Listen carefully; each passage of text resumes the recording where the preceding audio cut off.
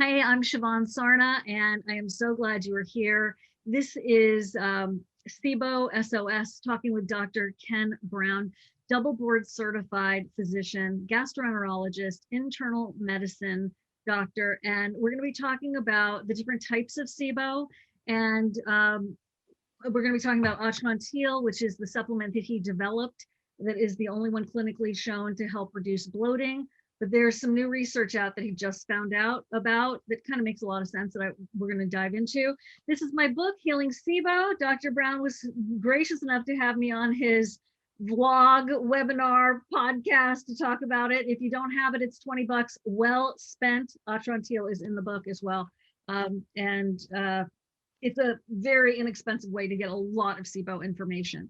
Okay, Dr. Brown is here and great to see you. Hi, sir. Hi. Well, hello, Shivan. Okay, so just in case we have some Wi-Fi issues, I just hardwired. Okay. So I'm going to turn off the Wi-Fi. So if I lose you, I'll hop back on. Okay. All right. Am I still with you? You are still there. All right. We're hardwired now. Okay. Hopefully that'll take care of all the little technical difficulties. How are you? I'm good. My lighting's weird and I don't care. How's that? That's, you know what? You look great. You look amazing. Oh, thank you. I appreciate it.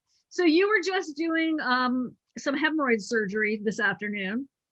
And we just learned before I hit record some very interesting information about hemorrhoids. I know that's not why everyone joined. We will talk about that before it's over because it is astonishing what Dr. Brown just said, I promise. So if you suffer from SIBO, especially constipation predominant, then hemorrhoids are a big part. So they kind of all go hand in hand. So they really do. Dr. Brown, I appreciate your perspective. You've been here on the ground with boots on the ground with clients, patients for so long now. And that really makes you, I think, a different voice within the world of the SIBO community, because how many people do you see a week? Well, between me and my physician assistant, we see a lot, and like a lot. I do procedures 3 days a week. I do hemorrhoids on one day.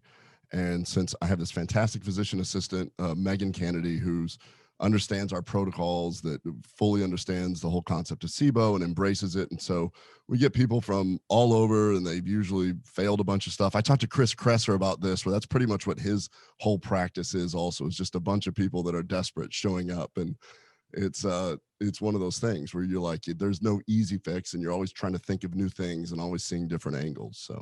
So I was just talking to Dr. Allison Seebecker about this today, that there is sort of this sort of vibe out there in the health space that SIBO, there's no cure for it. And that's just not true. There are treatments, there are ways to get better. If you are in the situation where you're sort of have gone to everybody and Dr. Brown is one of the last frontiers, then yeah, you probably do think that it's never going to get well and never going to get better. But there is success to be had. I just want to give a message of hope, Ken, because so many people are suffering and so many people are digging deep to try to resolve it. Okay, tell me a little bit about your perspective on what makes it different, and then let's talk about some new research that just came out today. Well, recently. Yeah, so recently, there's always research coming out. There's lots of really cool things. I think that today what we can talk about, what I'd like to address with the audience, I'm sure that your audience is extremely well versed in SIBO, so we can kind of just do the quick visit. Or it's everybody. We have beginner mind, we have advanced people, so let's do our best to get everybody in there. Okay, do you want to read your book out loud really quick for everyone so we can get everybody up to speed? No, I don't. Go ahead. Congratulations on that also. Thank you. I think it's a fantastic book. If you have not read the book, she does an amazing job of going over some very very complicated stuff in a very plain way, so that it's enjoyable and it's fun and it's the easy thing to get through. So I would suggest everybody taking a look at Healing SIBO.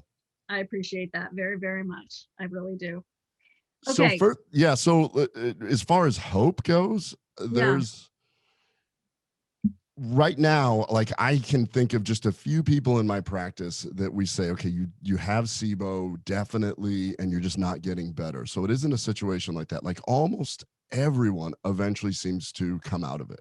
That's at least what I see in my practice, and I see a lot, but it takes time. And takes a little effort to change your diet, change your lifestyle. And I think a lot of that stuff plays a big role, and we can get into all those different things. That's kind of the protocols that we try and do in my practice, which is, we want to treat this, we want to diagnose it, but mostly we want to address the symptoms. We want to take a good history, see where it's at, see what's happening, and then work our way back to different lifestyle changes that we can do, which includes diet, which includes stress management, which includes sleep, and all those other things that we should all be doing anyways, but it really allows your body to heal itself going forward.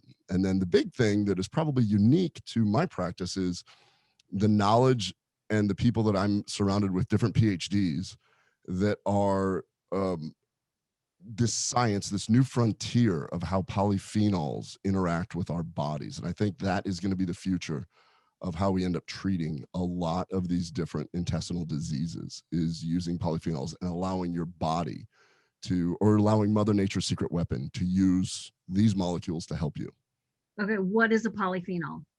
So broad definition of all a polyphenol is the molecules that make vegetables colorful. So when somebody says you should eat your vegetables, I always turn around, I'm like, why? Why should you eat your vegetables? Oh, well, they're good for you. Well, why are they good for you? Nobody's talking about this. They're good for you because they have insoluble fiber, most of them. So the insoluble fiber is there. We need soluble fiber and insoluble fiber in certain ratios so that we can have enough bulk in our stool to be able to have an effective bowel movement.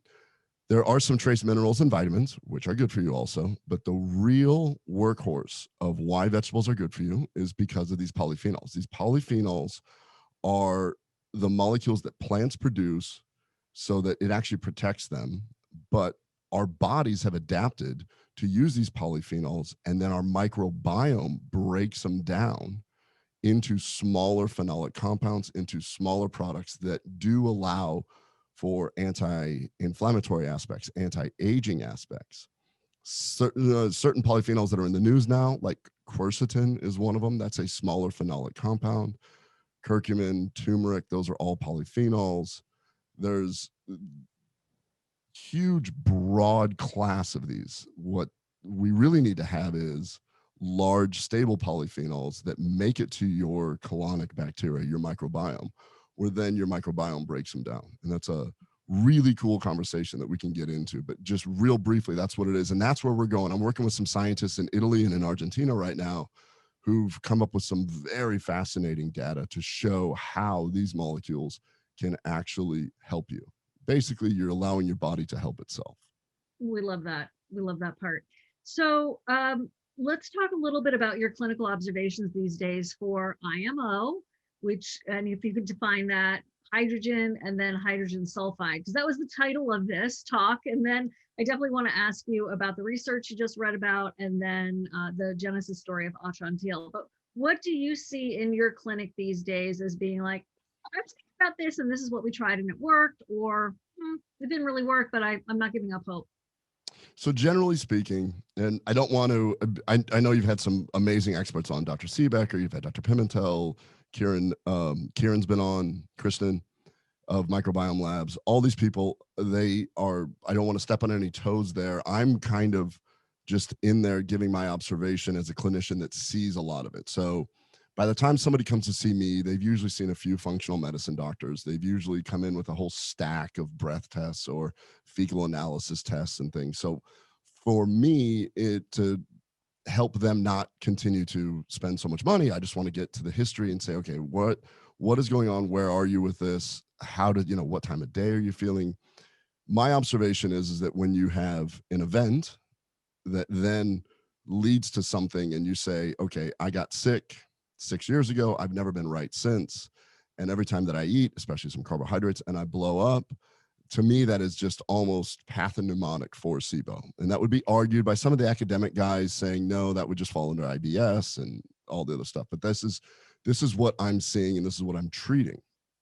So the IBS-D, or the SIBO diarrhea predominant, which would be hydrogen sulfide or hydrogen, seems to be a little bit more responsive to our traditional treatments, which would be the Rifaximin and things. Now, the constipation, that's where Alteration comes in, because we have the one unique polyphenol in there that has been shown to get rid of the organism that produces the methane, the Methanobrevibacter smithii.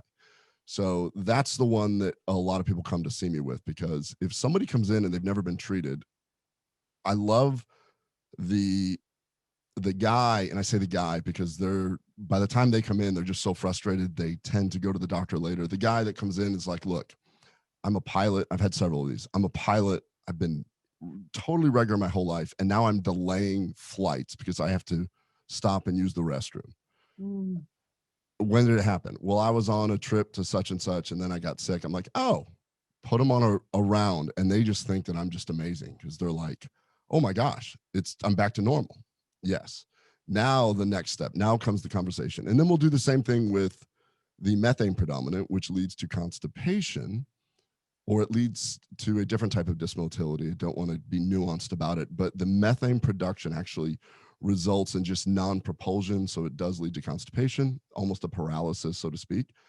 And those people tend to take a little bit longer. And I set the expectation of that this is what we're going to have to do and go a little bit longer. And then with that, there's usually a component of functional constipation where the hemorrhoids come in, where the bathroom hygiene comes in. It's all part of that to correct the whole thing at the same time. Yeah, And right. so Dr. Pimentel came out with his breath test, the Trio breath test that does evaluate for hydrogen sulfide. Mm-hmm. I've been ordering that a ton, using it a ton on people, and I take all breath tests with a little bit of a grain of salt, because sometimes I see different breath tests that people come in and they're very variable. I think that there's a lot of things that can happen with it that can change the results. So I don't completely hang my hat on it, but it certainly helps us when I look and see if there's a spike either further down or very early. And those kind of help us nuance the treatment. So in my practice, if you were to come in and you have this high early hydrogen spike, like really early, I'm going, okay, is it possible that your overgrowth is happening somewhere high in the duodenum, and all the medications we're giving are actually not dissolving in the area where they should be, and it's happening further down? And then vice versa. Oh my gosh, you have a hydrogen spike or a methane spike late. Do we need more medication? Because a lot of it is being broken down early in the small bowel. It's little things like that I really like to breath test for. Not so much to say, yes, you have it, or no, you don't, because a lot of people get very frustrated when they come in with a classic history. They do a breath test and it comes back negative. But then I say, well, look, your history is so consistent with this. We're going to go ahead and treat you. And almost everybody gets better with that. So. Oh, that's awesome. So That's awesome. So I'm different in that, where I treat the symptoms, but I'm kind of forced to. I have a different type of practice, and I don't order a whole lot of tests at this point. I just need to make sure you don't have something bad. I have found Crohn's disease. I have found colon cancer. I've found celiac disease. I find all these things. So as a gastroenterologist, I need to make sure that you don't have something else. So, we will do procedures. We won't do procedures on somebody that's just had it. I've heard some. So I talked to Mark Pimentel about this, and, being at his institution, when he sees people, he's floored at how somebody will get 7 scopes in 1 year. Going up, still normal. I'm like, okay, well, no, that's the other extreme, but. Right. Yeah, I did 2 in a very short period of time, not a year, but because I was convinced I had cancer.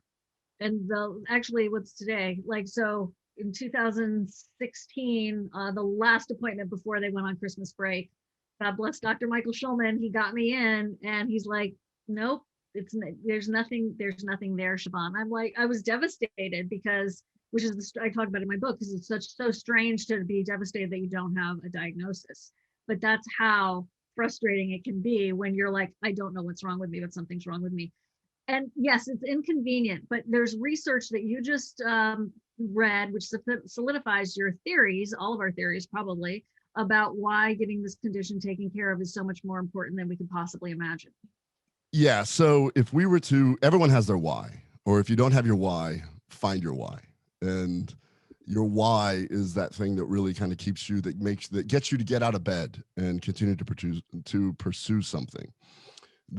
My why, I'm learning, is really to protect the brain by healing the gut. And I think that deep down, my biggest passion as we continue to move forward and we continue to develop products and meet with scientists, there's just this theme that keeps coming back, which is if you have inflammation in the gut, it will lead to inflammation other parts of your body, but specifically can be in the brain as well. And we're seeing this over and over again. Now, on a personal note, we all have lives, and you go through your whole life and you do, you write a book and you do this. And I always kind of joke around with my kids and my wife that I'm not real big into buying things, but I'm pretty loose about purchasing memories, meaning like traveling and eating good food and doing things like that. And try to teach my kids that I think that there's nothing more valuable than a memory that you can, I tell my kids about, my parents, and, my father died when I was, in my early 20s, so they never met him. And then it's just, the stories, what is the value of that? So it just got me thinking, okay, the value of that is priceless. And a life where all of that is taken away, meaning dementia, what is the impact on not only the person, but on other generations? And so this whole concept of my why is ultimately heal the gut to protect the brain. And so I'm always like scouring journal articles. And I was just we were texting a little bit, said I found these 2 cool articles that just came out last month and the month before. And it solidifies exactly what I'm talking about, because people are now starting to look at this. The title of the first article that was published in the Journal of Neural Transmission last month is Small Intestinal Bacterial Overgrowth in Alzheimer's Disease, looking at the mechanisms behind that and the positive result of SIBO breath tests, then retrospectively looking at Alzheimer's patients, and then talking about how this ultimately, it's the inflammation in the gut leading to the inflammation in the brain, which is happening 20 years before any neurologic dysfunction. Wow. Yeah, boom. And then the next one is small intestinal bacterial overgrowth as potential therapeutic targets in Parkinson's disease. This one is interesting because basically they're discussing the intestinal inflammation, but as you sit there and watch somebody where their intestinal transit changes, they start developing these gastrointestinal issues, that should be the time to target therapeutic potential so that they don't develop Parkinson's disease. Now, that's just 2 diseases that fall in line there, but my belief is that the inflammation that takes place in the intestines, which leads to leaky gut or intestinal permeability, depending whatever wording you want to have, ultimately is what turns on autoimmune disease. I think that the inflammation leads to a handful of other deals, which I don't want to go down this rabbit hole right away, but something that I'm seeing a lot of is somebody will develop, let's just call it SIBO, and I don't know what's coming first and what isn't. And then over years, it's almost like an epigenetic phenomenon where we're seeing people with Ehlers-Danlos syndrome plus SIBO plus median arcuate ligament syndrome, Mall syndrome. Then they end up with this dysautonomia problem where they have this tachycardia, they develop POTS. And I've actually had some of my patients, one of them probably for sure is going to join us here. I did a podcast with her because she's kind of made herself a dysautonomia expert.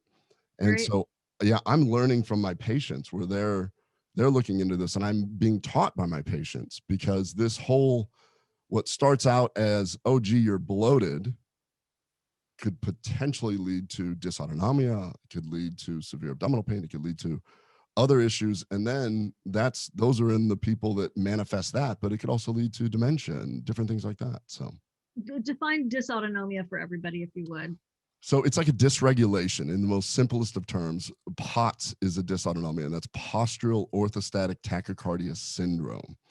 And we see people that will have, they'll stand up, their blood pressure will drop, the heart rate will just race for no reason at all. You don't have proper control of your autonomic nervous system, the nervous system that should be just going on at all times, which includes the gastrointestinal system. The enteric nervous system is part of the autonomic, parasympathetic and sympathetic. And that is ultimately full circle coming back, that once you start seeing that, you're like, wait a minute. So Angie and I, Angie's the one that came on the podcast, and she helps me find these articles. She's the one that sent me these articles, and hopefully she's on here and she can answer questions. I don't know if she's here or not. I'm just saying hey to her anyway. Yeah, well, yeah, hopefully what we're doing is we're working back. Yeah. What's that? Angie Cook, she's here. Hey, Angie. Oh, she is? Okay, awesome. So so what she did the whole podcast on, which is this really good breakdown about this dysautonomia, and we started talking about acetylcholine and everything, and then that comes back to full circle. Wait a minute. Everything comes down to the motility. So when we get back to SIBO, is it a bacterial issue? Or what I'm seeing is it's a motility issue. If you have a portion of the intestine that is not moving appropriately, that's when bacteria can grow there. Mm-hmm. That's when we start realizing we have to affect the motility.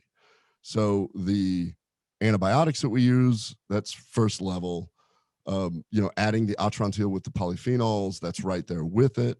Then we start going, well, how do we improve the motility? Because without that, you're just going to have recurrent issues. And then we start looking at that, and that really is just level 1 of dysautonomia, where level 10 could be life-threatening. And so it all comes down to acetylcholine, neurotransmitters, response, parasympathetic, sympathetic response. Very complex, but did it start in the gut, and did it turn all these things on? Does somebody have Mall's syndrome, the median arcuate ligament syndrome, that then results in dysmotility of the intestines, that then results in, you can start seeing all these Venn diagrams, like your SIBO SOS logo right there with circles coming together. Yeah, my logo, and then this is the intestines on a balloon. Okay, because they're so bloated. Let me ask you a couple of things here. Which came first, the SIBO or the dysmotility? That's the question. We don't need to answer it right now because that's the $1 million question, and it may or may not even matter. But I know a lot of people on in our audience are curious about Alteration, have taken Alteration, some super successfully, some were like, tried half a bottle, didn't really work. Several questions. How did this come to be? Does it work for all types of SIBO? And is it basically like, because it's so rich in polyphenols, is it also just like a great thing for everybody, like who's taking resveratrol and, grape OPC and all that? So how did it start? I will get into that in 2 seconds, because I just saw something that want to address really quick from Navid Aslam. From Navid, he just wrote that I have gastroparesis and motility issue. That, I love that statement, because I get a ton of people that are diagnosed with gastroparesis, which all that means is that the stomach empties slower than it should. And so people will have that. Typically in medical school, I was taught that is due to a nerve issue, like it's some sort of nerve damage, or diabetes where blood sugar is out of control. Those are kind of the main things that you look for. But now we get all these people that are coming in, and they're young, they're like 22 years old, and they're like, yeah, I've been diagnosed with gastroparesis. Well, I'm glad you brought that up, because the small bowel, if it gets distended from air, so remember SIBO, bacterial is growing in there every time you eat, specifically carbohydrates. The bacteria will break the food down before you can. So there's auto-digestion going on. Instead of digesting the food on the brush border of the lumen and then being absorbed, the bacteria get this little buffet before you can absorb it. And then they produce the gas, hydrogen sulfide, or methane. And then the small bowel will distend, hence the bloating, hence the picture of the gut in the balloon there. When your small bowel bloats, it sends a signal to your stomach that says, hey, we're full, we just ate. So it tells the stomach to not empty. So a lot of people are misdiagnosed as gastroparesis, when in reality, if we treat the small bowel, then the gastroparesis gets better. Yes, I love that. That is so exciting. Yeah, I totally forgot about that. And then when he said that, I'm like, oh my gosh, I do that in clinic all day long. I have the same conversation. I forgot to even bring that up. Yeah. Holy smokes. Okay. Holy smokes. That's why we also do prokinetics, right? Is to get that motility, even though it's not a laxative, but it synchronizes the whole orchestra of the digestion. So for sure, we know that or we know, I should say that, obviously the Dr. Pimentel did all the research that I adapt, and I add a few other little tricks that I've seen or played along with. I have the liberty of being in private practice, and it's my own practice, and I can do what I want. So I'll push boundaries and stuff. Him being in an academic institution, a tertiary care center, he's got to be a little bit more conservative with what they can try, unless it's through a research study, which, gladly he's doing quite a bit of that, looking at some different statins and things like that. So when we treat people for bacterial overgrowth, this comes down to the motility issue. I'm much more trying to focus on the motility aspect than just the treatment, because if we can get people feeling better, I don't know how many people I've treated and they're like, oh, I feel really good, and then 2 weeks later they're like, everything's back, what happened? Well, probably when you go to sleep, you do not have what's called the housekeeper phenomenon. So about every 90 minutes or so, you will have a wave from your stomach that just starts like a peristaltic wave. And all it does is just move all the way through the small bowel and shove everything into the colon, which is where you're supposed to be moving everything. So dead cells, bacteria, undigested food, fibers, all that stuff. That is supposed to happen while you're sleeping. And this leads into exactly how I developed Atrantil. But what Dr. Pimentel demonstrated, in fact, I'll just jump into that real quick. Okay. I met him when he came to Dallas many years ago. I had just started to do clinical research for pharmaceutical studies. And so I was doing phase 3 and phase 4 studies. And he had come to town because he was slowly getting involved in the development of Xifaxan. And he gave a talk, and I sat with him afterwards. I'm like, that is so fascinating. He was starting to show his animal models about how he could take a mouse and put it in a stressful situation, like in front of a cat or something like that. And 20% of the mice would then end up having IBS. And that was where his research really started, where he just went, okay, well, what is causing this? How do I fix this? And then that's when he realized through cultures and things in the mice that it was bacteria. Then looking at that same thing, he realized that these same mice, they did not have the migrating motor complex that was taking place. So that's where the whole concept of, if you're going to treat this, you're not being treated appropriately if you don't have a high enough dose of Xifaxan, neomycin, Atrantil, whatever you want to use, herbal antibiotics, whatever it is that your doctor's treating you with, it must be sufficiently high. And that was shown in dosage studies when he was first developing the whole Xifaxan protocol with that. Significantly better results with 550 3 times a day as opposed to the 200 or the 220 that initially existed. So we know that it's dosing, but then as you do that, when you sleep, you absolutely have to help your body heal itself by stimulating that migrating motor complex. And if you have SIBO, almost by definition, you're probably lacking that, because if you have an area that doesn't move well, it's like connection between cell phone towers that gets disrupted. Mm-hmm. Come to this point, but then in this area to this area, it's a lost signal. So then will it just continually happen every single time? Okay, and a couple of things. He does say that stress doesn't cause SIBO. So just FYI, that was like way back in the day. Remember, a lot of it is coming from food poisoning, adhesions, etc. But he did some observations with the military and veterans, yeah, and all of that. But I need to ask Joan's question. I have IMO, which is the methane, and as a result, I have constipation. I take a 0.5 milligram of precalopride, which is a prokinetic, which is that orchestration of the symphony of the motion of your housekeeping wave. She takes it every night before going to sleep. I want to start taking 1 milligram of melatonin each night as well. Can I take it with the precalopride, or will the melatonin get in the way of the MMC? There you go. And this isn't medical advice, guys. This is just some insight and education. Yeah, insight. My gut reaction is I do not believe it will affect it. I personally have kind of moved away from using melatonin on a regular basis due to the variability in how it's made and the shelf, how many different melatonins can have variable milligrams going on.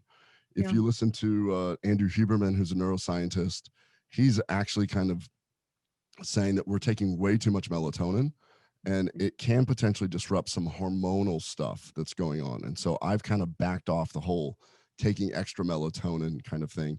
Knee-jerk reaction probably would not affect the precalopride, its absorption, or its migrating motor complex. I will say that the migrating motor complex, you have to get into the different stages of sleep for really to allow that to actually completely clean out and take place. Ooh, So, cool. And yeah. let's go back to Atrantil and how that happened, because I know a lot of people haven't heard it, but it's not a prokinetic, Linda, just FYI. It is not. It is that polyphenol that he was talking about. And so how did Atrantil come to be? And I So do a bottle. I have my bottle. I think it might be downstairs. Start I got telling us.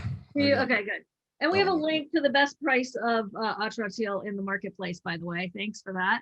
And Yes. Florence just posted it in the chat. You got the, Shivan gets the friends and family discount there, and she shares it with her listeners. So take advantage of that.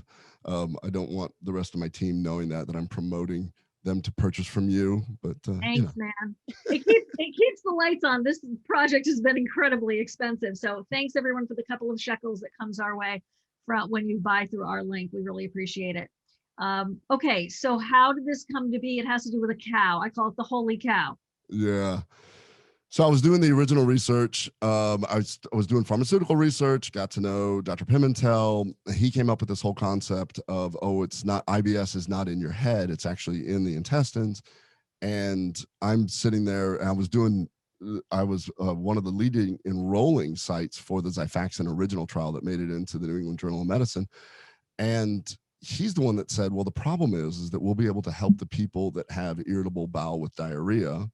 In other words, SIBO with diarrhea, but we're really not going to be able to help the bloated, constipated person, because the organism that's creating the methane, which is causing it, the Methanobrevibacter smithii, is an archaea species. It's in its own kingdom. So modern antibiotics will not affect this. And so I'd written on my whiteboard methane, and I just was thinking about that. And my research manager, Brandy, came in, and she's from Iowa. I'm from Nebraska originally. And she's like, methane. She's like, weren't they trying to figure out how to decrease methane production in cattle? She was like, I was working with a senator in Iowa, and they were trying to mandate legislation to these farmers so that they could decrease it. And that's for the greenhouse effect, because the methane being burped up by cattle, ultimately they felt that it was causing an effect in the greenhouse effect, and it was part of it. So we started with this bloated cow, and then worked our way back, looked at all the literature that was being used in these cattle, and then realized that there was one thing that kept popping up, and it was this polyphenol called quebracho. And it is a very large, stable tannin. And as I was trying to develop Atrantil, we found other studies looking at cattle where another institution would then use horse chestnut for a different reason. And another institution was adding some peppermint over there for a different reason.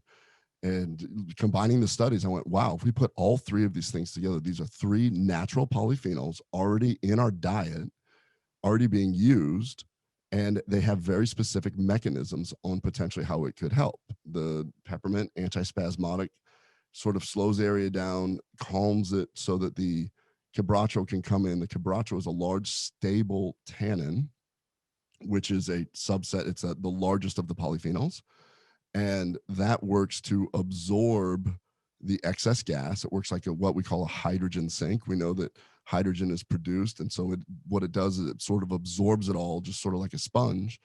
But it has a natural defense, or it has the ability to get rid of the Methanobrevibacter. And it does that just with contact of the cell wall. And then the chestnut actually comes in and shuts off the enzyme that produces it. So looking at these animal models, we were able to show that this is a very specific way in how it can actually get rid of this, of the IBS with constipation. And we did 2 clinical trials, published them, and incredible results. And so that was 6 years ago, maybe 7 or 8 years ago now. We launched about 6 years ago, and it's just grown organically. And our literature really holds exactly true what we kind of expect. I tell people, I said, well, 4 out of 5 people are definitely going to get better if you have, these symptoms of bloating. We're going to fix the bloating. So since we did that, now it's gotten really exciting because now we're starting to see the greater picture of what we can do and how we can help, not just bloated, constipated. Now we realize that the same mechanism helps with the hydrogen and helps with the hydrogen sulfide. And so we're seeing benefit with that. But the polyphenols, what are really cool is that these polyphenols, all of them, which includes turmeric, curcumin, resveratrol, quercetin, all these other ones that you hear about, they're very poorly absorbed. They actually all go to the colon where they all get broken down. A study that I was just looking at recently looked at green tea extract, so EG that people talk about all the time, and the bioavailability of it was very poor. But once it made it to the colon, then they were able to show that there were 28 other smaller phenolic compounds that it gets broken up into. So keep that in mind, because now we're starting to get into the nuance of how effective this could be, which is also why longer treatment. So when somebody says I took half a bottle and it didn't do anything, my encouragement is, hey, it's an anti-aging, anti-inflammatory molecule. Why don't you just stick with it and let's see what happens? And then they come back in 3 months and they're like, I'm better. It just got better.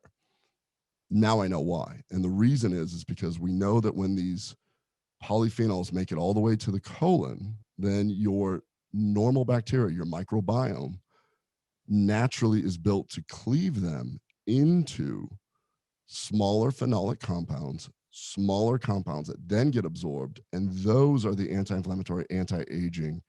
And more importantly, it encourages microbial diversity. So we know that if you have dysbiosis, meaning you should have this big, broad, beautiful flora in your colon, the more bacteria that you have with a diversity, meaning they keep each other in check, then the healthier you're going to be. And then when you eat, your body is able to break down these different molecules into beneficial things. And that's where our research is now headed. And that's where we're going. And we're dealing with these scientists that have done some really incredible things. And that's a super cool topic in itself. That is very, very cool. What if you're diabetic? Is it counterproductive to use Atrotil? Somebody's asking. That is a great question. Oh, I'm sorry. Horse chestnut, peppermint, and quebracho, Colorado. So you're probably like, I've never heard of that. Well, that was part of the thing, is that's how we got a patent on it, because somebody just asked that question. Because the quebracho is the thing that makes it extremely unique. And that is the workhorse. What's really wild is you need to have something which is stable in an acidic environment, stable in a basic environment. So if it makes it through the stomach, then chances are that it might not survive the basic environment of the small bowel. And when we were developing this, that's when we realized this is probably one of the only ones that stays essentially intact as it moves through the lumen of the small bowel. So that's where it can help with the SIBO person. What was the question you had? Sorry, I got digressed by that. But I don't know how you do that. I don't know how you do these webinars. I shouldn't have turned on the chat. Now I'm staring at it. The chat or the Q&A. That's my job, man. That is my job.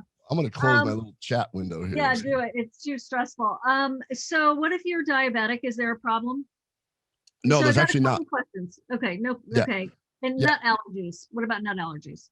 Oh, now that one is a really good question, because we really technically, horse chestnut is a tree nut.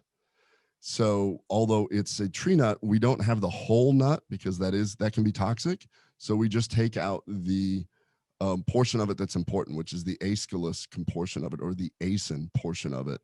So, and we tell people, if you have a tree nut allergy, probably not. And I'm not at the point in my career where I'm willing to study that aspect. So I just say no. Yeah. Okay. That's all right. kind of our knee jerk. So. Thank you for that. I appreciate that. What about the peppermint for people with GERD?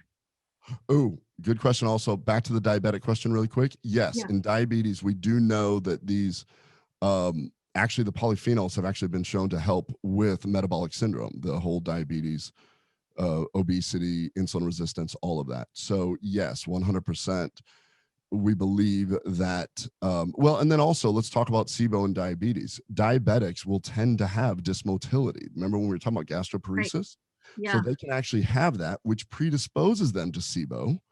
And then the inflammation caused by the SIBO results in increased cortisol, which then can make your blood sugar rise and go unchecked. So I treat a ton of diabetics, and we end up getting their sugar under better control because we stop the inflammatory process. Awesome. What's the usual, several people have this question, what's the usual length of treatment for Autotil for SIBO? And can you take it like, three times a day? Is there any harm in staying on it long term? I mean, it sounds like vegetables to me. So yeah, so let's put this in perspective. I'll work my way back to what the dosing is, but let's go ahead and put this in perspective. So Eric and I just did a podcast. Oh, by the way, my podcast is called Gut Check Project, so you can see a little bit of what I'm talking about. Gut Check Project, YouTube and the usual places.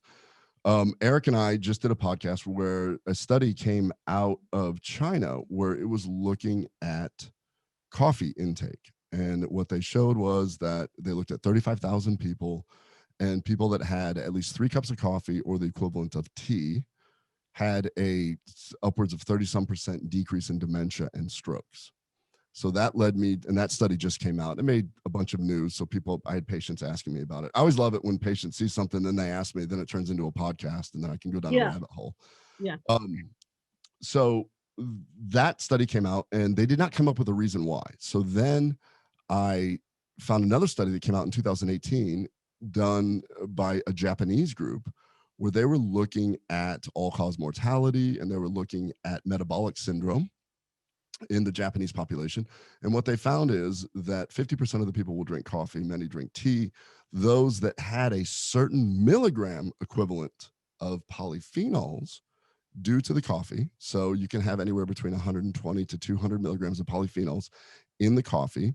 And what a lot of people don't realize is that in the Western diet, many times, most of our polyphenols come from coffee, because that is kind of something that many Americans do, but not many Americans will eat the equivalent amount of vegetables. So found another study that looked at all-cause mortality, and what it showed was those people and most of this is out of the Mediterranean literature, or like Mediterranean populations where they tend to be able to track how many polyphenols people have. So this included the use of coffee, tea, and then vegetables. And what they showed was all-cause mortality decreased significantly if you could take 600 milligrams or more of polyphenols, and up to like 500 milligrams, they did start seeing significant long-term chronic health issues, coronary artery disease, hypertension, obesity, diabetes, and so on. So that comes down to, well, what do you need to do to make sure you get your 615 milligrams of polyphenols? Well, that would be 5.5 cups of coffee. That would be 5 bowls of berries, or that would be 2 doses of Atrantil. And so got it. Okay. Yeah, so now that leads into... We need a graphic. 2 capsules of Atrantil, and then all the berries or all the coffee as the equivalent. So 2 doses. So it's 2 in the morning, 2 in the evening, which would be the equivalent of 1,000 milligrams. So now we're getting way over. So now getting back to what should the dosing be? So knowing that if you have significant issues with bacterial overgrowth or gastrointestinal issues, then start out 2 capsules 3 times a day. And quick sidebar, what about the peppermint and GERD? That's actually why we recommend it with food, because we were seeing some people have some reflux issues with that. I don't. I take it like all the time, randomly, with food, without food. So my suggestion is, if you have acid reflux, try taking it 2-3 times a day with food. Take it at least 20 days. People will tend to start seeing some benefits at 10 days. Much like we do when we dose with neomycin or Xifaxan, it's a 14-day regimen. And my protocols actually are a little different, where I'll retreat. I'll do it for 28 days, like right off the bat, because we need to make sure that it's completely gone. So taking it 2-3 times a day, minimum of 20 days, you should start seeing some benefit at that point, at least with the bloating. Now, if you feel worse before you feel better, that's actually a good sign. That's that die-off reaction.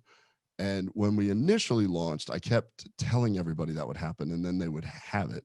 I quit saying it. It seems like people have less of it now. So I don't know if it was the power of we do suggestion. have someone on Facebook who said that she blew up and was super miserable after taking it. And so she was just wondering why. So I think that's great. That's, I mean, I'm sorry that happened. I don't think that's yeah, great. But yeah, go yeah, ahead and explain what happened and yeah. what may have So, happened. yeah, what probably happened is that when you actually took it, you had such a load of probably the methanogens. You had such a load there that as these organisms die, they actually expel like their innards, toxins, things like that, which causes an local inflammatory reaction. So some people get worse before they get better. The ones that are my patients, and I warn them about it, they get really excited because then they realize, oh, well, I'm going to definitely, so to speak, I'm winning here. I'm making a difference. There are some people, and this is the group, I've got a handful of people that they're like, man, I take it and I get super, super, super gassy, like 3-4 days into it. Not so much bloating, but gassy. And what that tells me, or maybe we could talk to Kieran about this, which is probably your microbial diversity is narrow and it's struggling to break down these polyphenols, which is probably why you get so gassy after certain vegetables, which is probably why certain foods will do this. And in that case, that is stick with it. Eventually, the microbiome will adjust and grow. Same thing that I see when people come from a different country and they come here. Oh my gosh, they're like, oh, this is horrible. You guys eat. I've actually heard this. It's really funny.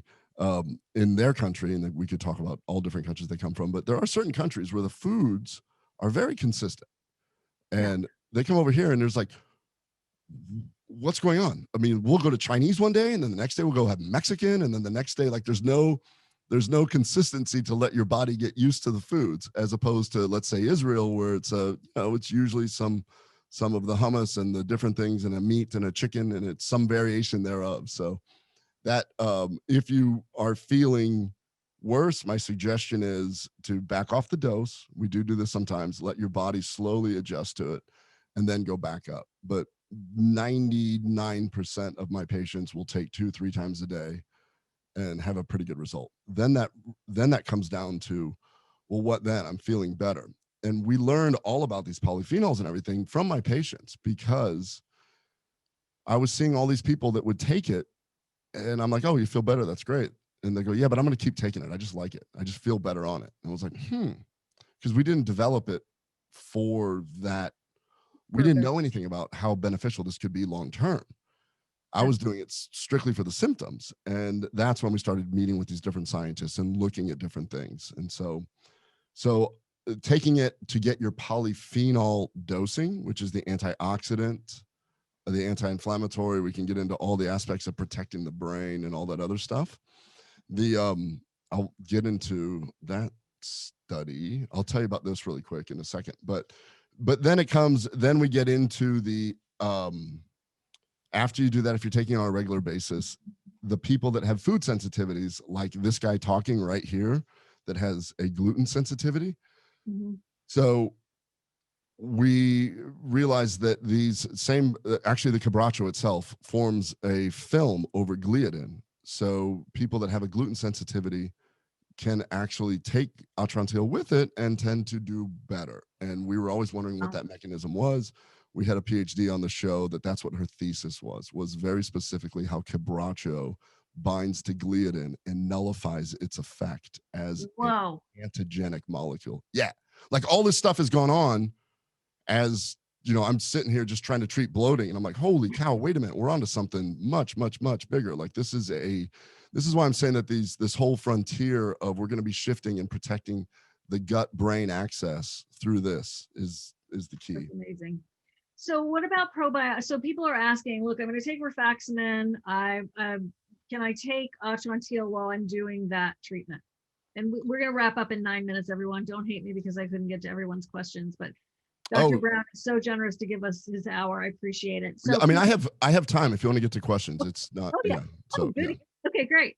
I have no more hemorrhoids to treat today. So, yes. So I treat, if we're going to, I printed it out. I did kind of a mad dash of printing a bunch of stuff. I didn't know which way we would go, and I can, so like my protocols that a lot of doctors call and ask me. So like I frequently will use Atrantil, Xifaxan, neomycin, and Motegrity, prucalopride on the routine.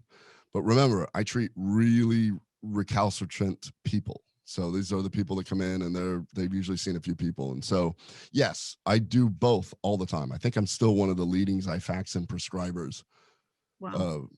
because of that. And I have really good success with that. And on Linda saying on your site, I think it read not to do any probiotics other than the spore based at the same time taking Atrantil. What is your comment on that? So initially it was all about the fact that when different protocols were being done by different doctors, so Dr. Pimentel, Dr. Satish Rao, people like that, what they were showing was that the probiotics probably were not beneficial, could be hurting. And then Dr. Rao came out with that study where he showed that those people that took probiotics that had SIBO had an increased incidence of anxiety and some mental stuff. And then he showed that it had increased lactic acid, which crossed the blood-brain barrier, resulted in some anxiety. At least that was the study that was published. My deal is that if traditional probiotics worked, then I probably would not have a practice because everybody's tried at least 50 of them. And traditional probiotics, I tread lightly here because a lot of people really like them. And I'm just going to say, if it works for you, awesome, keep taking it. Because it does work for a lot of people. Yes. Traditional ones, right? Yes. It does work for a lot of people. You have to try it for yourself. Yes. The data in our literature shows that at 6 months, most of the studies have determined that the probiotics are equivalent to placebo. That being said, so that's our society statement. Yeah. So that's the American College of Gastroenterology Society statement. So that being said, we know that we've had drug reps come in and they want to talk about VSL number 3. It has to be refrigerated because it's so powerful. If you go to Whole Foods, there's a whole refrigerated section of probiotics. And I just asked their scientific liaison and I'm like, it's so powerful it has to be refrigerated? Yes. I'm like, are you saying that it can't survive room temperature? Well, I'm like, how does it survive 98.4 degrees in an acidic environment, in a basic environment with pancreatic enzymes then? Oh, okay. So it's just a matter of, if it helps, great. But the logic there is a little, it's hard for me to wrap my brain around the fact that you need to keep it refrigerated. Otherwise it may not survive. How does it survive in the intestines? All right. So now that being said, I'm working on, we have something really cool. We're actually coming out with Atrantil Pro for only healthcare providers. Okay. And we've teamed up with the scientist Kieran and company, and they've come up with 3 very specific spore-based biotics that Kieran Krishnan, right? Our friend from Microbiome Labs. Who I will be talking to on the 21st. I have it written down. What time? Just let me do this. Is that right? At 3 p.m. Eastern time. He's been doing some, he's done a SIBO presentation for us in the past. And then he's sort of been making the rounds, and I even sent it out with somebody else who was the host. And I'm like, you know what? I want to talk to him. I have questions. So he's coming on, same thing, 3 o'clock, the 21st Eastern time. Go ahead. Yeah. So a lot of what I'm saying about probiotics is when he came on my show and I picked his brain on it, and he's saying all this. He was the one that goes, did it ever make you go, that it has to be refrigerated? And I'm like, good point. So these are not my novel ideas. This is actually, him coming out with that. So the spore-based ones. So we've come up with a combination called Atrantil Pro, which we are just launching only for healthcare providers, specifically because it is the combination of polyphenols plus a spore biotic. 3 in particular, which have been studied, that have certain abilities, at least in the literature, to show how it can use the polyphenols as fuel. The polyphenols do not affect it. And then when it germinates in the colon, and Kieran will tell you all about how these spore-based ones germinate right when they hit the ileum because it's the right environment, then they send signaling out to improve the microbial diversity, which allows these polyphenols to then get broken down more into these beneficial things. And so this is where all this literature now starts piling on top of each other, and you're like, oh my gosh, this is making total sense now. So the whole spore-based aspect of it is what I like for probiotics. So I just pulled up an article where I was looking at Bacillus subtilis, which is one of the ones that we are using in here as a spore. And a company was trying to, or a research group was trying to see if you made coffee with the spores, would the boiling destroy the spores? And then they put it through a digestive tract, meaning the exact HCl protease enzymes, and then ultimately fermented it. And what they showed is that the Bacillus subtilis in coffee, now remember, I just got done saying that the coffee is polyphenols. Right. When they made it, 95% survived the heat process. Then they put it through a digestive tract and it remained at 95%, completely survived the acid, the base, and the pancreatic enzymes. And then when they fermented it, meaning when they put it with other bacteria, it germinated, and immediately it had a tremendous boost because it used the polyphenols that it had ridden down with as fuel. Oh, yeah. Yeah, this is getting exciting. super, super cool. Then what they did is they took traditional probiotics, a lactobacillus and another one, I don't remember what it was, but basically the most common ones, and they made coffee with it. So they put it through the coffee making process, the heat and everything, and then they cultured it, and 0% of the probiotics survived that. So they said, okay, then they put it through their digestive tract, and 0% made it to the colon. It didn't survive that either. So what they're able to show is that a spore-based version of a probiotic can at least, and this is where I hang my hat, can at least make it to the colon, where it will use the polyphenols as its fuel. So it uses the polyphenol as the vehicle.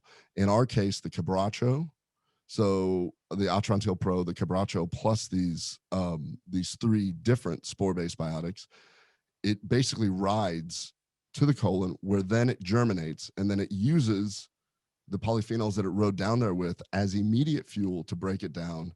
And then that starts becoming more of the natural things that you want. That's cool. Now let's talk about why would probiotics still probably work in some people. Maybe it doesn't have to make it all the way to the colon. Maybe the local effect in the small bowel, it can be very beneficial. Maybe that's why some people benefit from it. My problem is that people that choose to purchase Atrantil, many do have SIBO, and we don't really want the SIBO people adding more fuel to the fire, at least initially. And so that's my long-winded probiotic. If it works for you, that's awesome, but maybe it could be doing more harm. So just keep that in mind. Well, and then if you go to Jason Harlock's website, the Probiotic Advisor, he has studies there that show that it does help with IBS. Some do help with IBS symptoms. So it's so personalized, you guys. This is totally your microbiome. Yeah. This is your fingerprint. This is your ever-changing microbiome. Eric, I'm sorry I didn't get your question earlier. Dr. Brown, what do you think about the food marble? Air. Oh. I have to watch my language on your show. I tend to be a little more colorful on our show. I was going to say a few things. Okay. Yes. Oh my gosh. I totally forgot. I was turned on to me by a patient. Yeah. And they are having incredible results with it. So I just sent an email to them, and then they're in Dublin, Ireland.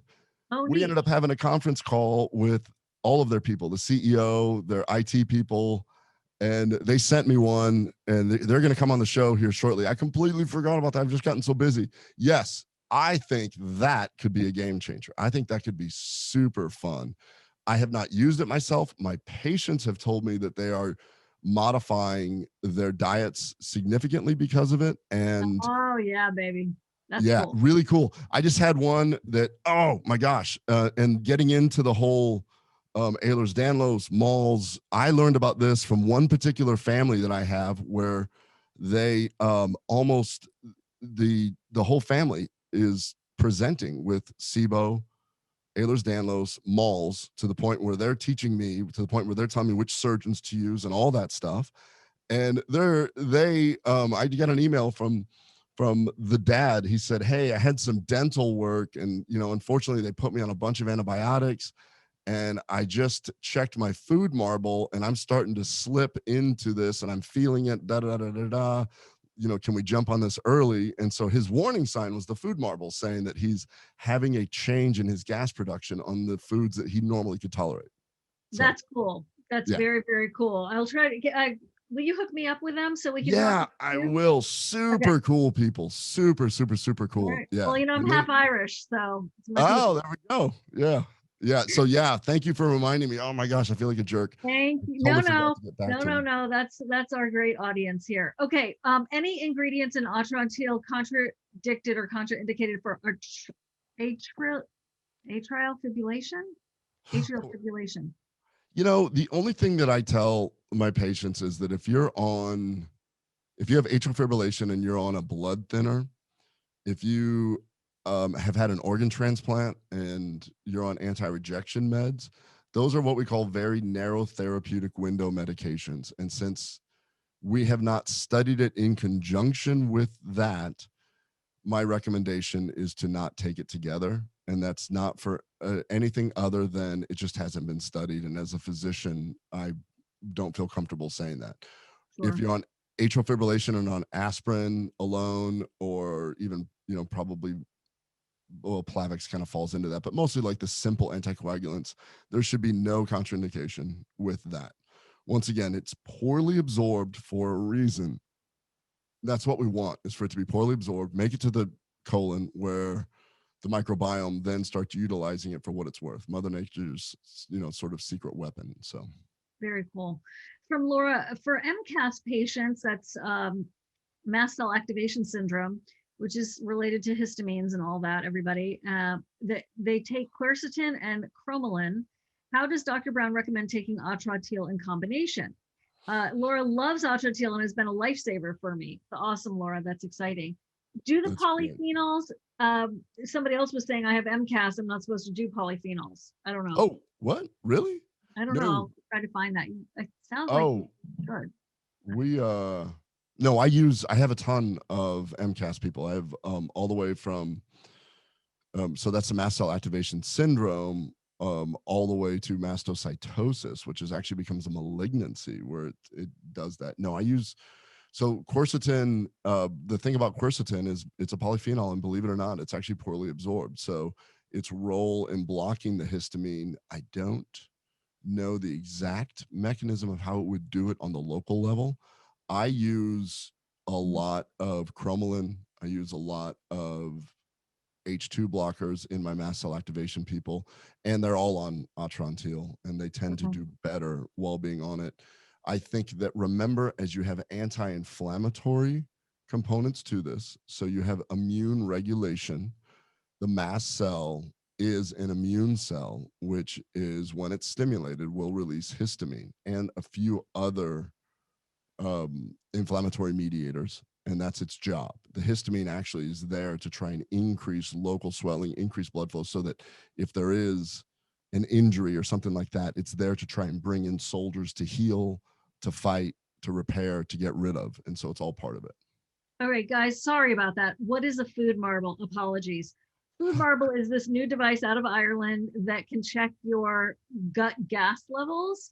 And it's brand new. We're talking to Dr. Brown, cutting edge here, and I'll try to get them to come on so they can explain it. But it's like for lack of a better discussion, it's like a personalized on the spot breath test. I don't know anything else. We will find out. Okay, so oh, man. I got so much else to talk to you about though, man. So I know you're excited about that. Super quick. It's tied to your phone. It's an app. You breathe into a little thing like this big, and then your phone goes, it picks it up. It's Bluetooth to your phone. It's awesome. Some people do feel that Atrantil has been enough for them to get rid of their SIBO. I found that to be true. People say that in the Facebook group. So but what's the shelf life of Atrantil? So the FDA requires us, or the FDA, FTC, whoever it is that does this, you have to put a shelf life on something, because that's just part of all supplements, all drugs, all everything. We've got a 3-year printed shelf life. I have been taking markedly expired Atrantil because I take all this stuff that that we can't sell, and I take it. They have shown there was in World War II. Remember that we work with the people that supply this directly a lot, and so we get to hear all these stories. There was a World War II. The United States had purchased a bunch of quebracho because it's used in winemaking, food preservation, beer making. So they stockpiled some quebracho that was like 30 years old, and these guys brought it back, and then they did a mass spec on it, and it had completely unchanged after 30 years. So Wow. technically it's probably good for a very, very, very long time. The bottle will tell you that 3 years after manufacturing is when you're supposed to not sell it. Okay. It's okay. So we're going to go rapid fire here. What about parasites? A lot of people have parasites, and Dr. Gervich, Alana Gervich, likes to treat those first. But, and, you know, a lot of people don't want to admit they have parasites, blah, blah, blah. So what's your deal with parasites? Mm. I'm going to admittedly say that my bandwidth has not allowed me to really dive deep into that. And if I'll tell you that traditional medicine, which is how I'm trained, traditional medicine says that they probably are not an issue in the US. I just admittedly defer to the people that are better at it. Okay. A lot of GI doctors say that or feel that way or actually in that position and don't say that. They do the Quest or LabCorp stool test, which is not that sensitive, and then you get the results. Oh, look, you don't have parasites. But then if you go to ParaWellness, GI Map, the Vibrant Health, where they do test for parasites, there they are showing up. So it's Dr. Ann Hill, Dr. Alana Gervich, both of them have master classes at SIBOSOS.com under the courses where they go over what you need to know for that very thoroughly. So please check That's those great. out. That's great. Yeah, and I will say this. I think one of the reasons why we're really bad at finding it is that it is a skill to look for the trophocytes, to look for the eggs, to do that, and it actually requires somebody sifting through stool and being good at it. And if it's going to be done the traditional way, where you send the stool over there. Now I know that like Vibrant may have the ability to do it through a genomic sequencing and stuff like that, or PCR, which is different. Right. So that's literally why I did master classes on that with those doctors, because they really deal with it all the time. So that's Dr. Ann Hill, Dr. Alana Gervich. Go to SIBOSOS.com to find out about that. Okay, so let's see. I did that one. That's exciting. Agila had the best 3 months past few years since food poisoning IMO diagnosis that happened to be while taking Atrantil. But after a few months, I seem to be back to symptoms and even worse reflux. Have you seen Atrantil work for a few months, then stop working? Also, thank you for the explanation on gastroparesis sensation being actually caused by SIBO gas. So definitely suffer from that. So Dr. Seebecker sees people, or did see people because she's writing her book now, who take supplements or take a medicine when they have SIBO, works really well, and then it stops working. Like that's a pattern that she's seen a lot. What about that and Atrantil? So yes, so I see that with everything also. So we'll see it with rounds of Xifaxan, rounds of neomycin. Uh, the reasoning behind it, not too sure, other than is it one of those situations where the motility wasn't fixed and then it came back in a different location? Do we need different dosing? Yet coming back to that thing of how do I interpret a breath test? So I've had a handful of people in the extremes where either very high up or very low.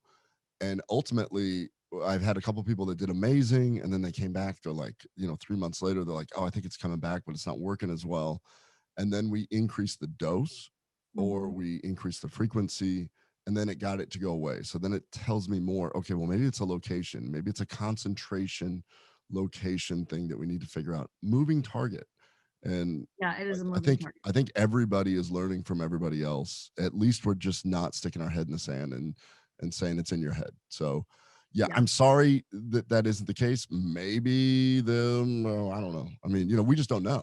It would be right. really wild. It's going to be fun. It'd be really fun to keep working with these scientists and looking at this and saying, oh, Maybe you need a higher ratio of the quebracho versus the horse chestnut. Who knows? So, What do you do for hydrogen sulfide patients? so the hydrogen sulfide patients, if they've got bad diarrhea, I will treat the same way, Xifaxan, Atrantil, and sometimes I'll add Pepto-Bismol. And I've had some people that have had tremendously fast transit time. So the hydrogen sulfide apparently just speeds everything up. And then I'll actually need to kind of slow it down a little bit, the exact opposite of what we would do. Sometimes I'll add a little bit of Zofran or Dansitron, which is the exact opposite of a prucalopride for the small bowel motility aspect of it. But that's the extremes in cases. These are just kind of protocols of people that have failed everything. And so there's little tricks like that that I'm throwing out there that I've had some success with.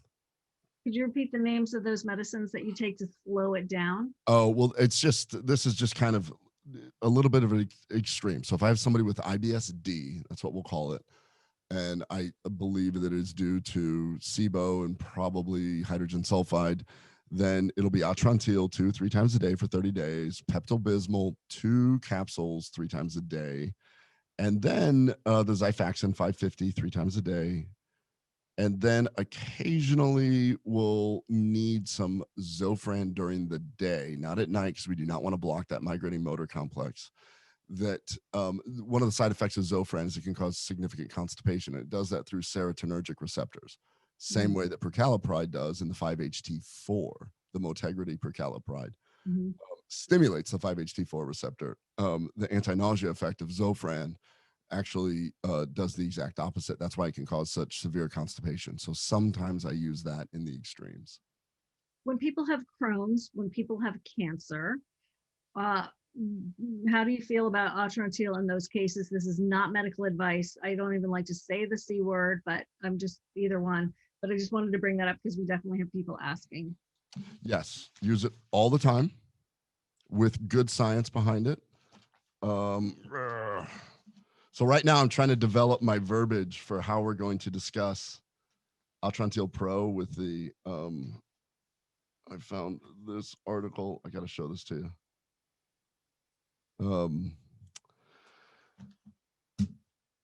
Group out of China is using a spore-based biotic, but one of the ones that we have, I think it was Bacillus coagulans, and they're embedding it with curcumin and polyphenol. Wow. And they're doing the exact opposite. They're trying to get the spore to drive the curcumin to the colon. And they took a mouse model of colon cancer and they treated colon cancer with the spore polyphenol combo. And their theory that what they're trying to do is develop a drug to treat colon cancer. So in theory, I treat a lot of that. So let's talk about Crohn's disease as one aspect. Crohn's is an autoimmune process where your body gets turned on and starts attacking your intestines. So we know that autoimmune is one of the issues related to the dysregulation of the immune system. So if you have that going on, then it's only fitting that anything that can help balance the immune system will help with the disease process. Cancer, whole separate animal over there, but we do know that autophagy and apoptosis, meaning that the body sends signals to tell sick and dying cells to go away. Polyphenols have been shown to do that, specific polyphenols. In fact, polyphenols are what are called a fasting mimetic molecule, meaning that it does the same thing as an extended fast on a cellular level. So apoptosis and autophagy is what will help with cancer, and balance of your immune system is what will help with all immune diseases, Crohn's, ulcerative colitis, Hashimoto's thyroiditis, all that. That's all dysregulation of the immune system. Wow. All right. Well, there you go. Okay, so we've answered about how do you treat hydrogen sulfide, which is very consistent with the way Dr. Pimentel treats it, the way Dr. Seebecker treats it. What about people with mixed? So alternating constipation and diarrhea. So same thing. I don't have a particularly different protocol other than I really focus on if they're really tough to treat and it's not we're going to learn this with the food marble, but we're going to start seeing. So the food marble checks, I want to say it checks all three. I may be wrong on that. It was just a Zoom call that we did with them. But what we're going to see is that possibly you have differing amounts of gases being produced. It may not be as black and white as you have this or you have this. So if you have mixed, the underlying pathophysiology is the same thing. It's a dysmotility of a certain part of the intestines, resulting in bacteria digesting certain things, which cause a symptom. And so you treat the underlying issue, and then the symptoms will resolve. So I don't really differentiate. I actually don't differentiate at all, because I still use prucalopride at night with diarrhea people, and I still use it with constipation people, because we're not treating the constipation, we're treating the motility. Got it. All right. I had a right hemicolectomy secondary to appendectical I don't know how to say that word, mucosal. I have no ileocecal valve. Just before the diagnosis, I had food poisoning, which led to the discovery of appendix cancer. Oh my gosh. Oh my. I find natural prokinetics have worked for me for my motility issues. I was recently diagnosed with orthostatic hypotension. Did my food poisoning cause SIBO, or not having an ileocecal valve? Or I'm just saying, could it be both? Theoretically, it could be both. Mm-hmm. In my clinical experience, I don't see those that have had right hemicolectomies develop SIBO. And that is kind of counter to what a lot of other people will say, that it's lack of that. I don't see that in my clinical practice. And remember that I have lots of Crohn's disease, and a lot of times that is the treatment for ileal Crohn's, is a right hemicolectomy. And I just don't see those people developing SIBO. And I think that it's just an observation that I have here. But in theory, you can retrograde the colonic bacteria can go up, what's there. So I believe that your root cause is still that you had a gastroenteritis, that resulted in dysmotility, which results in bacteria growing. So I'm sorry you had to go through that, but I think that if you treat the SIBO or the motility, that everything will probably resolve. Okay, Rachel O, go ahead and take that many, because he's already talked about that. And I know you posted that a little while ago. Mouth breathing, let's talk about that, because I just did a dental health connection summit. I'm a mouth breather because of a nose problem. Lots of air gets into my system for that reason, the results in gas from above and below. Any chances happening from excess oxygen coming into my digestive tract during and after the times I eat? I'm just going to ask you this question, anonymous attendee. Do you eat with your mouth closed or open? If you can't breathe, you tend to eat with your mouth open. So anyway, what do you say to that?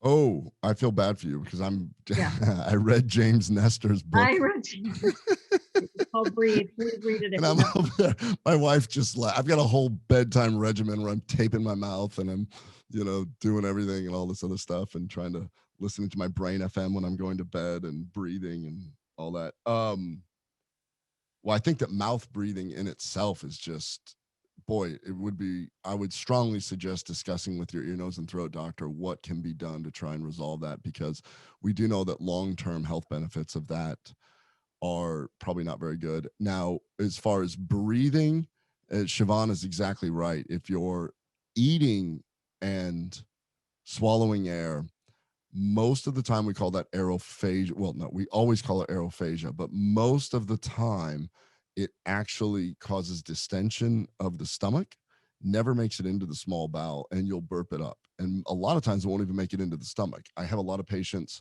that have no idea. They'll come to me for burping, and as I'm talking to them, they'll be talking and they'll go, and they'll be like, yeah, see, did you hear that? I'm like, that was not a burp.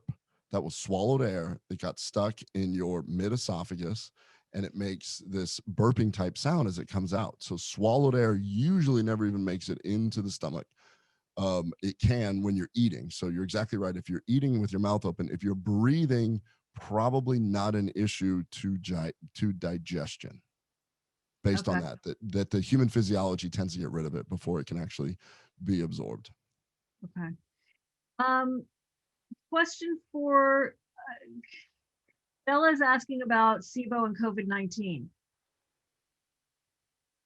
So Dr. Brown and I have had this conversation before. I'm sorry, what was the question? Do you see SIBO developing after COVID-19? Oh, hot topic. Yeah. Go carefully tread, sir. Please. So I have seen some interesting things. I have seen people flare in their ulcerative colitis. I have seen people have extreme flares in their dysautonomia, in their POTS, not only from COVID, but also from the vaccine. And if we were to stop and think about it, that makes a little bit of sense in that you're turning the immune system on. Both ways you're turning the immune system on. And if you don't have a regulatory checks and balance, then yes, you can have all different kinds of things. So I do see a lot. Would it have happened? Who knows, but I see a lot of people with long-standing issues post-COVID, and it's unfortunate because very clearly some of these immune systems are just not turning off. Same thing that'll happen with really, any severe infection. Yeah. Yeah. From Betsy, 4 generations had bowel problems, depression, and vitamin B problems. My mom had Parkinson's. My grandpa and 4th generation were diagnosed with pernicious anemia. Also, B vitamins help make dopamine. Wellbutrin was the only antidepressant they gave me any relief from depression, and I tried many SSRIs. Do you think there's a B vitamin connection? All the B vitamins or just B12? Well, let's do B12, because a lot of people get blood work done with SIBO and have crazy B12 levels. Like low? High, without supplementation. And the theory I've heard was interesting. Was that the bacteria was maybe producing it, but you weren't absorbing it, or it was you just weren't absorbing it, what you did have. And also, have you had your DNA done? Have you had your methylation checked and all that? Yeah, I know that's a little bit beyond my scope. Like a lot of this stuff I find super fascinating, and I love people like you that are putting on master classes and things, the parasites. I'm not my experience with B12 is pretty traditional in that you need to have the acid to cleave it from the R protein, then it needs to travel down and get absorbed in the ileum and blah blah blah blah. So mine is pretty basic when it comes to that. Getting into the deeper stuff, I'll defer. So Joseph is asking, can you, and I do need to go in 6 minutes, can you take herbal antimicrobials with Alteration and Rifaximin together?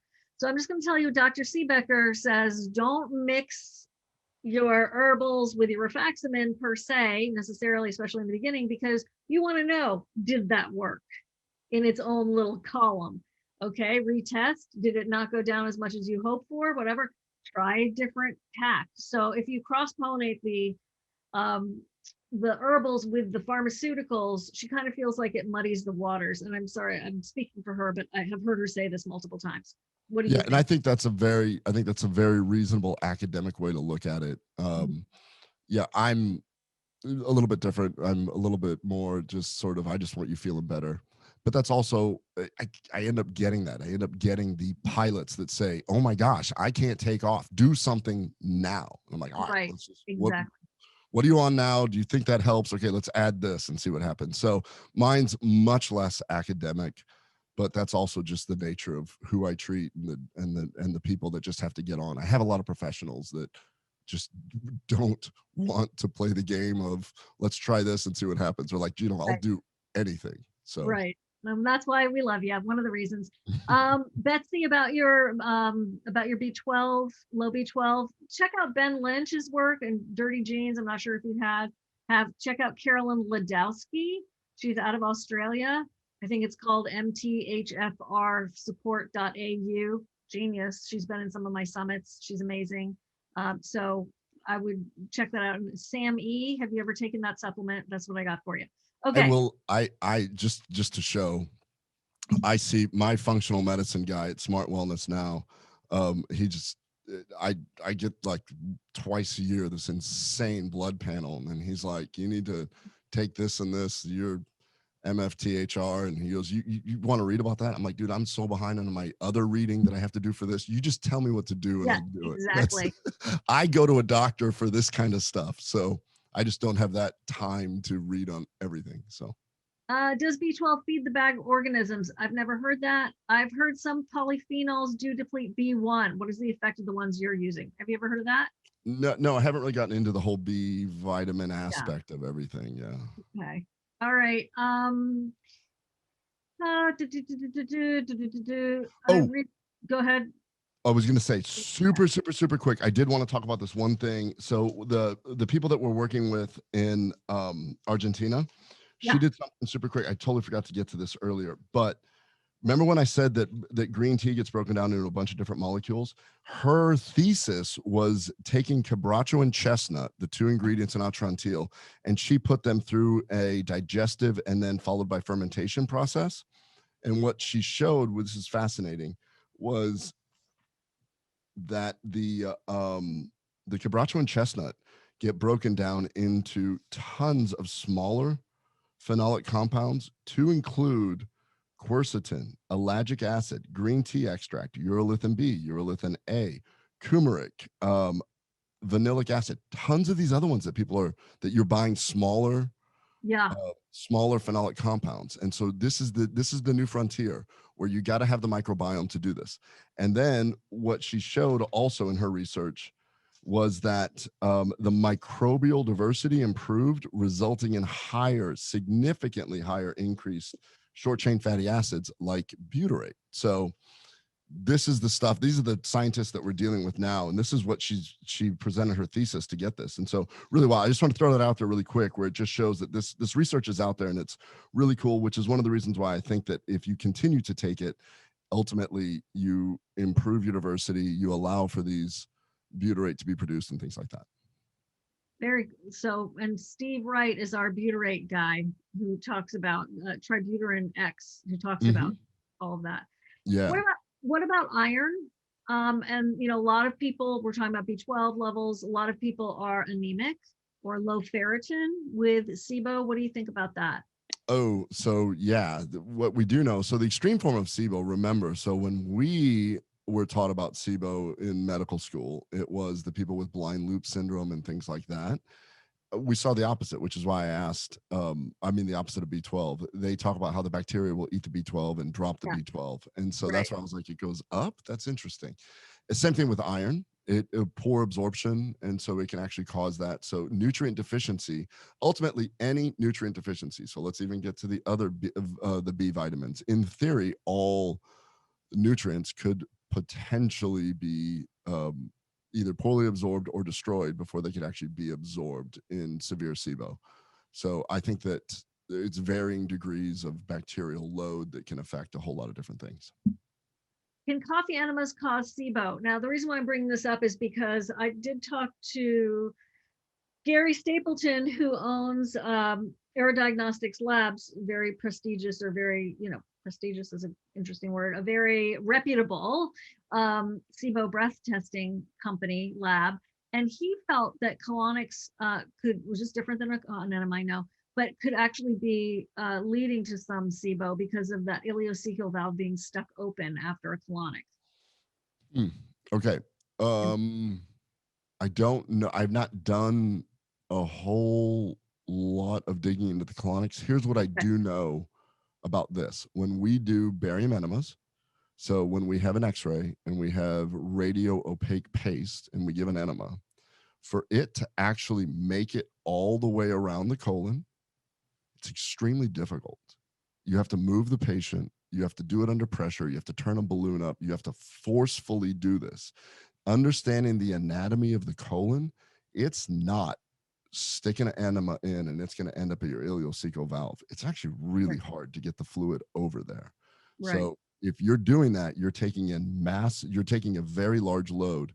There is somebody, there was a company that tried to do bowel preps where they were doing, you'd hook yourself up to a machine, you'd get in this little personal enema booth and it would try and clean you out and suck it out and everything. And even that, under high pressure, under the perfect setting, was not cleaning the right side of the colon out.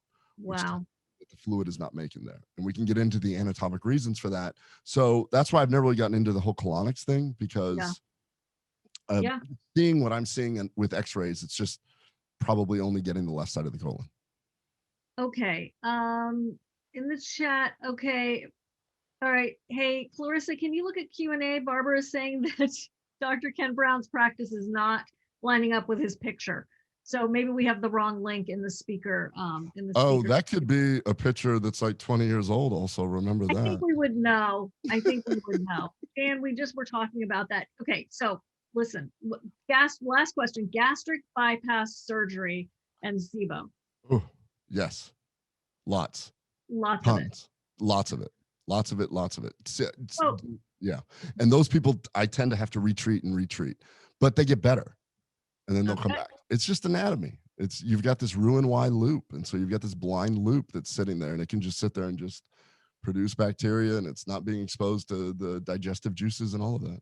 So they could take bacterial antibacterials via antimicrobials periodically and pulse it. They could do rifaximin in a pulsed fashion. Thoughts on that? Like how often do you all do of that? the above, and everybody's individual. And sometimes when we finally treat people several times, then it just kind of goes away. But it's a lot of it is because of that blind loop. You've got this area there that's kind of connected to the stomach that's shut off, and then it connects later. At least that's the Roux-en-Y gastric bypass, which is the one that's most traditionally done. Okay. So, I just clicked the link, Barbara, that I think it's Barbara. Yeah, we definitely have the right. Virginia, we have the right. That's the same dude. Yeah, that's Dr. just, okay. Just 20 years ago is the thing. I'm with you. I should probably, these are all those things where you go, oh yeah, I need to update that picture. Update that headshot. Okay, Clarissa, can you pop the Atrantil link into the chat? Guys, this is the best price in the marketplace. If you would like to try it out, I'd love it if you'd use our link. It really helps support the work. It's very expensive to do this 24/7, 365, which is what we've been doing. We tried to take 2 weeks off at the end of the year. I sent an email to everybody saying we were closed. And I was like, yeah, but I can get Dr. Brown on. I can't not. You know what? Let me go ahead and just speak for you here. So everybody that's listening to this, I mean, very clearly what Shivan is doing is pretty incredible. She's got these experts that are coming on, very renowned experts, even myself sitting here listening, going, oh, that guy, I need to listen to that person on this because they were on here. Oh, this is what's going on. So we're very, very proud at Atrantil to be teamed up with Shivan, and we love the work that she's doing. And so if you want to try this and you heard all these different benefits that we're talking about, I believe in it. I'm on it. My family's on it. My kids are on it. Everyone I know is on it. All my employees are on it. And I believe that strongly about it. But I also believe that strongly why I'm taking my time to come on here, because she's doing this amazing job of putting these pieces together. And ultimately, every one of these people that you've had on is probably too busy to dabble in these other things. And what you're doing is playing conductor and bringing them on. So one way to thank her is to use that link, and it's a win-win for everybody. We get to probably help you in the least of ways, protect your brain. That's my thing. So we'll be coming back on with more brain stuff eventually. And you get to help Shivan keep bringing people on. So I want to thank everyone that came on, and clearly your audience loves you. You had a bunch of people that joined here. So I just want to thank you for everything that you have been doing and working diligently to get this done. And very kind of you. Thanks. We're a great team. Thank you so much, Dr. Brown. Well, many blessings to you. Keep up the great work. We can't wait to see what you come up with next, and looking forward to our next conversation, sir. Awesome. Take care, everybody. Thank you so much for joining. Thank you. Bye-bye. Bye-bye. Bye-bye. All right. Everyone's wondering, how can I get the replay? If you're on our Facebook live, that I just just snuck that in there because we really like to do it through Zoom. It will be in the media section or the photo section. You can find all the videos. And if you are here in Zoom, or you, thanks everybody for the kind words. I appreciate it. We will be sending out a replay. We're probably not going to do a transcript. We're a little bit behind on the transcripts, but definitely watch the replay. And with that, I'm going to stop the recording.